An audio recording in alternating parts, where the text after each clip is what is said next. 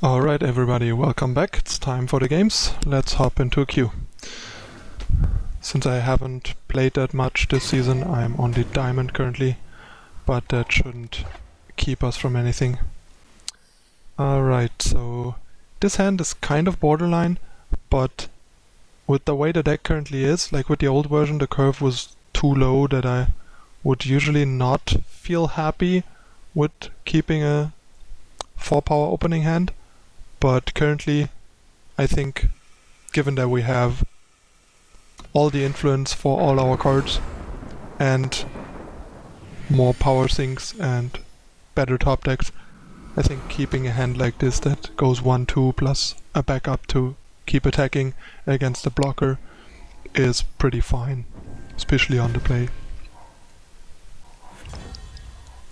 I might revise my opinion on that down the road, but currently I think it is probably the right choice, and I have been pretty happy with keeping hands like this so far. So yeah, that's my opinion on it currently. Just letting you guys know that these things are mostly overall just educated opinions basically, and not guaranteed truths. And there's potential arguments against it. So we get to keep attacking, that's nice. Slap out another guy. Already got 2 Warcry triggers in. That's pretty good. So the next thing we draw is gonna be pretty impactful. Just really happy with how the Oni Ronin and Ricano Outlaw play out in this deck. I wish there was another good Warcry unit this deck could play. Like, as I already mentioned in the old videos, I tried Thepter, it just doesn't work and there's no other good option, unfortunately. There goes one of our Warcries. And that's the stuff I meant, like, now we drew 1 more power and we are actually able to cast stuff like Obliterate on curve, because having 4 power in your opening hand is not even terrible in this deck, so. Then again, I guess if this would be a Drake, it would be a 7-4 Drake, which would be pretty sweet. I think I'm just gonna trade here.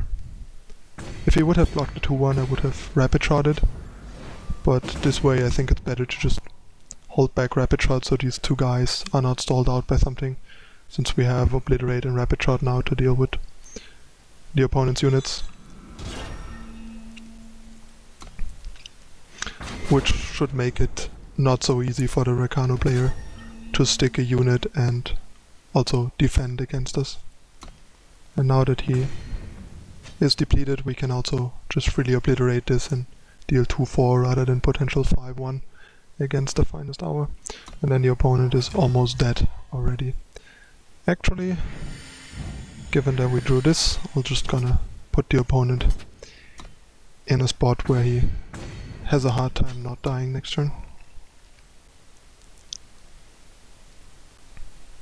This should be enough to seal the deal. And yeah, the way this deck plays, and given that the opponent often does not have a blocker available, makes it so that occasionally Magma Hound is not much worse than a Drake, while it still provides us with power when we need it, basically. So I think best plan is kill this guy, then attack, and just go face with Obliterate next turn. That's alright. I don't rapid shot here because if he torches this, I want to rapid shot the Magma Hound to make it survive and kill the Outlaw. And also if he finest ours, the Champion of Glory, I want a rapid shot to make sure the Champion of Glory dies so we don't get surprised by something like Fury. Now I just rapid shot so the opponent gets into Obliterate range and we just kill him next turn. Oh, we just drew another Obliterate, fair enough. Alright, boom boom. As you could see in this game, like, while Drake would have probably been pretty fine in this matchup, it's not like Obliterate was any worse either, so no loss there. Nice chest upgrade. And on to the next opponent. Also guys, let me know in the comments if you want me to like edit these kind of game videos shorter. Usually if the time in the queue goes higher, I tended to edit out the queue time, but I so far didn't see a need to edit out stuff like the chests. But feel free to give me feedback on that. If enough people think they want to like edit it, I want these to be edited as short as possible, cut out all the queue time, cut out all the chests stuff, basically purely games, then I can try and do that. Another decent 4-power hand, but I might just mulligan that simply because Dark Return is not very good here. We have no way to make sure these can attack. We also have worse influence, and we have no 1-drop, so I think I'm just gonna mulligan here. Yep, that's better. This is much better, and I think given this hand I want to lead with the Monument, because with 3 power I don't feel comfortable to hold this back, since it is gonna slow us down later, because we're most likely gonna have to use it as power either way. So might as well use it on turn 1 when I have the time, so I can, for example, suffocate Flame Blast on turn 3 if I want to, which is a realistic option. So yeah, also usually I think I spend the time opening chests and queuing up if the queues are short pretty well by simply just talking to my audience, explaining stuff, covering various topics regarding the deck and the games. But still, let me know if you feel any different about it. Suffocate is not particularly great here. Might as well just use it on Initiate, plus Initiate is a pretty good target, him not dropping a Titan on us this turn. And we getting to deploy a Doom first is potentially a pretty big deal. Plus, he might not have a play at all, as we see. Like if this was an Obliterate and he plays a Titan, that's one of the spots where Obliterate's a bit better than Flame Blast, because if we draw a power off the top we can still not Flame Blast a Titan. But we can Torture False Prince, which I'm probably not even gonna do, because we are not the control deck, we are the aggressor, and he probably has a hard time dealing with double Doom given that he seems to not have a Titan, and we can freely take 1 hit from False Prince and then kill it next turn if we have to, or maybe completely ignore it and just use Flame Blast and Torch on killing the opponent earlier. We'll see. Probably gonna torch the Prince next turn and suffocate this guy and keep Annihilate for a potential Titan to finish the game.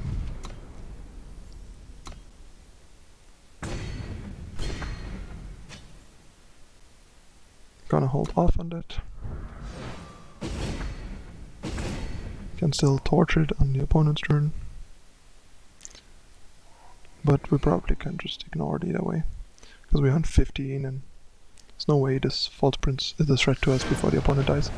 Yep, as I said, that for anyone that's usually more spewy with their removal, take that as a lesson. Don't waste that torch just because there's a good target.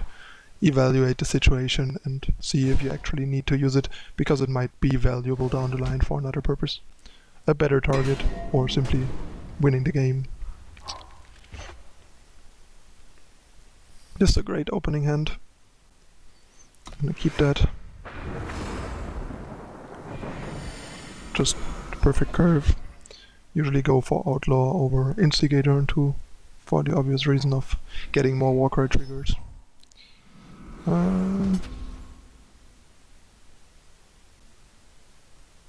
Since we are the control deck in this matchup, I think blocking here is correct.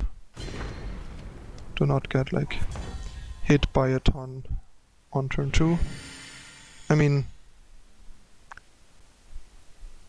it is interesting to what he has in his hand that he plays that the way he did. Maybe just expect us not to block or has a second, like he just does. So yeah, but I still think blocking there's a good choice either way. Here I don't think I want to block, I want to use this as attacker and just play a blocker. I think I'm gonna attack first. The interesting question here is who we want to play as a blocker. I am inclined to play Ardenport here, simply because he probably has a rapid shot or rally, and I'd rather just trade this against one of these and then drop the Champion of Chaos than the other way around. So I think I'm gonna just play this, because we're probably gonna get to use this as a unit, even though it's a pretty bad one in this matchup, and just play Ardenport Instigator. And then block whatever he does. Or don't block at all, because he just scoops because he has neither Rally, nor Torch, nor Rapid Shot, and feels like he's not gonna get anywhere against this Ardenport before I take over the game. Which is still a bit ambitious to surrender this early, but that's his choice. Alright, that was a fairly quick first 3 games. Won all 3. Sweet performance. See you in a moment with the second half. Stay tuned. And as usual, don't forget to like and subscribe if you haven't already.